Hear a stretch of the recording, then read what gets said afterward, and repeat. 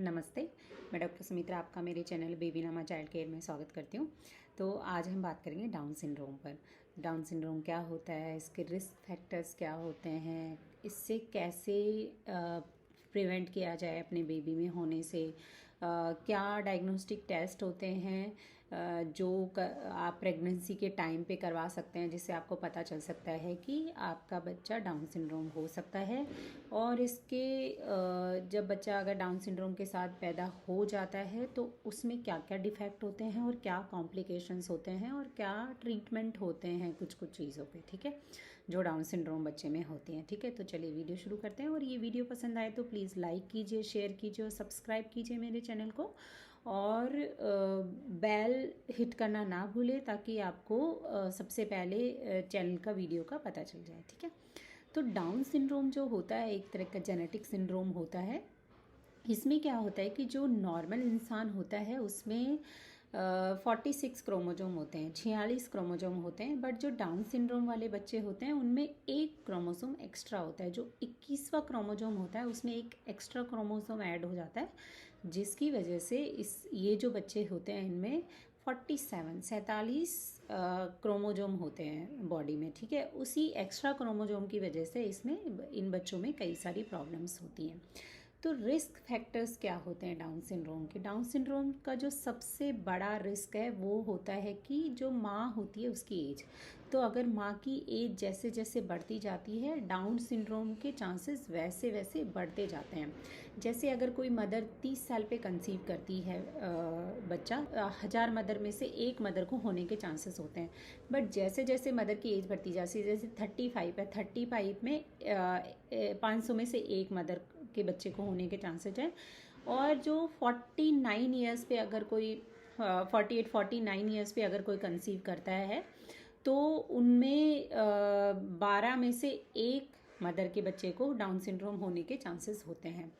इससे ये जो डाउन सिंड्रोम होता है पिता की एज से अफेक्ट नहीं होता है, केवल माँ की एज से इफेक्ट होता है इसमें। ठीक है, सेकंड जो रिस्क फैक्टर है वो है कि जो माँ और माँ पिता में से कोई एक कैरियर हो, कि कुछ जेनेटिक ट्रांसलोकेशन होता है, जो थोड़ा सा मेडिकल टर्मिनोलॉजी है। तो उसमें क्या होता है, जेनेटिक डिफेक्ट पेरेंट्स में होता है बट शो नहीं होता उनमें, तो उनको बोलते हैं कैरियर। तो अगर उनमें से कोई भी माता पिता में से एक कैरियर होता है तो चांसेस होते हैं बच्चे में डाउन सिंड्रोम होने के।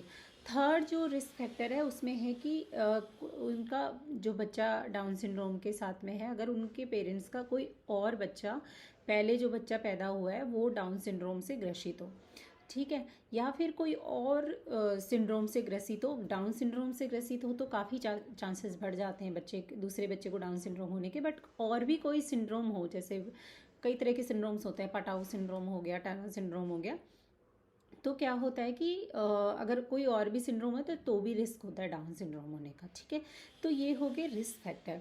अब प्रेगनेंसी के टाइम पे आप डाउन सिंड्रोम को डायग्नोज कर सकते हो। जो नॉन इन्वेजिव टेस्ट होते हैं जिससे बच्चे को कोई हार्म नहीं होने के चांसेस होते हैं, उनसे आप 96 to 98% एफिशिएंसी होती है उन टेस्ट की, जिससे डायग्नोज कर सकते हो। ठीक है, तो जो इसको बोलते हैं, एक स्क्रीनिंग टेस्ट होता है, एक डायग्नोस्टिक टेस्ट होता है। तो स्क्रीनिंग टेस्ट की जो सेंसिटिविटी होती है वो 96 to 98% होती है। डायग्नोस्टिक टेस्ट की जो वो होती है सेंसिटिविटी, वो 99% होती है। ठीक है, तो स्क्रीनिंग टेस्ट जो होता है ये जनरलाइज स्क्रीनिंग टेस्ट होते हैं, ये हर मदर को करवाने चाहिए। ठीक है, चाहे वो कोई सी भी एज में कंसीव करें। तो जो फर्स्ट स्क्रीनिंग होती है वो होती है 11 हफ्ते से लेकर 14 हफ्ते के बीच में। इसमें क्या होता है, एक ब्लड टेस्ट होता है और सेकंड अल्ट्रासाउंड होता है। जो ब्लड टेस्ट होता है उसमें 2 हार्मोनल मार्कर टेस्ट किए जाते हैं, और जो अल्ट्रासाउंड होता है उसमें बच्चे की नेक की थिकनेस टेस्ट की जाती है। उसकी वैल्यूज़ होती हैं, वो आपको टेस्ट जब आप करवाओगे तो टेस्ट के अकॉर्डिंग जो रेडियोलॉजिस्ट है वो बता देगा कि नॉर्मल है या अब नॉर्मल है। ठीक है, तो ये दो माने जाते हैं। अगर इनमें कुछ एबनॉर्मलिटी आती है तो फिर हम डायग्नोस्टिक टेस्ट के लिए जाते हैं। सेकंड जो स्क्रीनिंग टेस्ट होता है वो 15 से 18 हफ्ते के बीच में किया जाता है। तो 15 से 18 के हफ्ते के बीच में एक ब्लड टेस्ट किया जाता है जिसमें 4 मार्कर्स टेस्ट किए जाते हैं उन 4 मार्कर्स के ऊपर नीचे होने से अगर एबनॉर्मल रिपोर्ट है बच्चे की तो फिर उसके बाद डायग्नोस्टिक टेस्ट किया जाता है। अब डायग्नोस्टिक टेस्ट क्या होते हैं? डायग्नोस्टिक टेस्ट 2 होते हैं, एक कोरियोविलस सैंपल, सेकंड एमनियोसेंटोसिस। ठीक है, ये मेडिकल टर्मिनोलॉजी है। कोरियोविलस CVS सैम्पलिंग जो होती है, कोरियोविलस सैम्पलिंग, उसमें क्या होता है कि अल्ट्रासाउंड गाइडेड निडल डाली जाती है प्लेसेंटा में, ठीक है, और प्लेसेंटा से सैंपल लिया जाता है और उसको फिर जेनेटिक टेस्टिंग के लिए भेजा जाता है। ये जो होता है 11 से 14 वीक्स के बीच में करते हैं और ये जो टेस्ट होता है CVS वाला वो डायग्नोसिस के लिए करते हैं। इसमें कई बार बच्चे का अबॉर्ट होने के भी चांसेस होते हैं। ठीक है, तो जब स्क्रीनिंग में प्रॉब्लम आती है तब जाके CVS किया जाता है। ठीक है, सेकंड जो होता है 15 से 18 हफ्ते के बीच में वो होता है एमनियोसेंटेसिस। इसमें क्या होता है कि इसमें सेम अल्ट्रासाउंड गाइडेड निडल डाली जाती है और उसमें से बच्चे में से फ्लूइड लिया जाता है, तो उसको फिर जेनेटिक टेस्टिंग के लिए भेजा जाता है। अगर जेनेटिक टेस्टिंग में जैसे वही क्रोमोजोम अगर एक बड़ा हुआ आता है तो फिर हम सलाह देते हैं पेरेंट्स को कि बच्चे को अबॉर्ट करा दिया जाए, मेडिकल टर्मिनेशन ऑफ प्रेगनेंसी करा सकते हैं 20 हफ्ते तक। ठीक है, तो ये हो गया टेस्ट कैसे आप डायग्नोज कर सकते हो ड्यूरिंग प्रेगनेंसी। ठीक है, तो अगर किसी को ऐसा लगता है कि उसकी एज भी फैक्टर है प्लस उसका कोई स्क्रीनिंग टेस्ट में भी पॉजिटिव आया है तो प्लीज़ डायग्नोस्टिक टेस्ट ज़रूर करा लीजिए। अब मैं बताती हूँ आपको कि डाउन सिंड्रोम वाले बच्चे जो होते हैं उनमें क्या क्या प्रॉब्लम्स होती हैं। डाउन सिंड्रोम वाले बच्चे जो होते हैं हैप्पी गो चाइल्ड होते हैं, वैसे तो बहुत खुश रहते हैं बच्चे और बहुत हैप्पी रहते हैं, सोशली इंटरेक्ट करते हैं बच्चे, बट उनमें कई सारे प्रॉब्लम्स होते हैं। सबसे जो मेजर प्रॉब्लम होती है वो होती है हार्ट की प्रॉब्लम। तो 40 to 50% बच्चों में हार्ट डिफेक्ट होता है। नॉर्मल कॉमन लैंग्वेज में बोले तो हार्ट में छेद हो सकता है। ठीक है, सेकंड जो प्रॉब्लम होती है इन बच्चों में वो होता है लो IQ। तो लो IQ इन बच्चों में यूजुअली जो IQ होता है वो बिलो 70 होता है और वैसे ये नॉर्मल मतलब लाइफ जी सकते हैं, तो इतना कम IQ नहीं होता है कि नॉर्मल लाइफ में इनको हिंडर करे। ठीक है, तो थर्ड प्रॉब्लम होती है वो होती है कई बार इंटेस्टीन में प्रॉब्लम हो जाती है, कुछ तो इंटेस्टीन जुड़ी हुई हो सकती हैं या फिर कुछ और प्रॉब्लम हो सकती है इंटेस्टीन में। ठीक है, फोर्थ जो प्रॉब्लम हो सकती है आई में प्रॉब्लम हो सकती है। फिफ्थ हियरिंग लॉस हो सकता है, हियरिंग में प्रॉब्लम हो सकती है। सिक्स्थ इनको स्पाइन में प्रॉब्लम हो सकती है कई बार। ठीक है, जो बोन्स होती हैं उनकी प्रॉब्लम हो सकती है। तो ये सारे जो होते हैं इन बच्चों में कॉम्प्लिकेशन हो सकते हैं। ठीक है, और यूजुअली 1-2 कॉम्प्लिकेशन तो हर बच्चे में होते हैं इनमें। ठीक है, अब जो लाइफ होती है पेरेंट्स, कई बार होता है कि पेरेंट्स नहीं कराते हैं अल्ट्रासाउंड और उनके साथ बच्चा, उनका जो बच्चा होता है वो डाउन सिंड्रोम पैदा हो जाता है। तो डाउन सिंड्रोम वाले बच्चे के फीचर्स कैसे होते हैं, कैसे आप पहचान सकते हो कि ये बच्चा डाउन सिंड्रोम हो सकता है?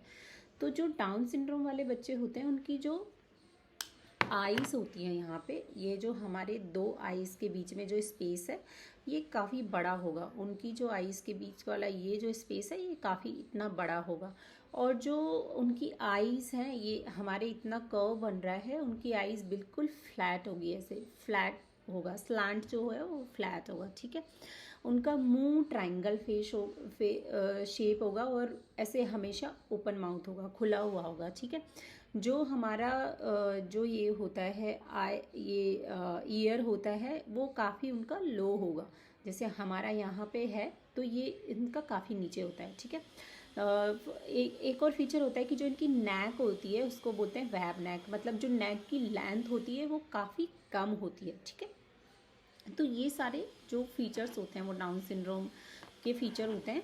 तो अगर किसी को ऐसे लगता है कि बच्चा डाउन सिंड्रोम हो सकता है कि तो उसको इनिशियली जांच करा सकते हैं, जेनेटिक टेस्टिंग करा सकते हैं। उसके बाद क्या होता है कि आप उसको फॉलोअप में रख सकते हो जेनेटिक क्लिनिक की, और उनको जो जो प्रॉब्लम होती है पेरेंट्स को काउंसलिंग की जाती है कि कैसे उनका ध्यान रखा जाए और कैसे उनकी एजुकेशन इंश्योर की जाए और क्या क्या प्रॉब्लम हो सकती है। जैसे इन बच्चों में ना कई बार जो हार्ट की प्रॉब्लम होती है तो बार बार उसको चेस्ट का इन्फेक्शन होने के चांसेस रहते हैं। तो ऐसी चीज़ें जेनेटिक क्लिनिक में उनको समझाई जाती है। ठीक है, तो ये एक बेसिक आपको जानकारी दी मैंने डाउन सिंड्रोम की। अगर आपके कोई भी क्वेरी हो इससे रिलेटेड, डाउन सिंड्रोम से रिलेटेड, तो आप मुझे कमेंट सेक्शन में डाल सकते हैं। ठीक है, तो ये हुई आज की जानकारी। अगर आपको वीडियो पसंद आए तो प्लीज़ शेयर कीजिए ताकि ये बहुत सारे लोगों तक पहुंच सके। और अगर किसी को कोई प्रेग्नेंट लेडी है जो अल्ट्रासाउंड नहीं करा रही है तो वो ये वीडियो देख के अल्ट्रासाउंड करा ले और बच्चे का डाउन सिंड्रोम है या नहीं है उसका पता चल जाए उसको। ठीक है, तो प्लीज़ सब्सक्राइब कीजिए और लाइक कीजिए मेरे चैनल को। नमस्ते।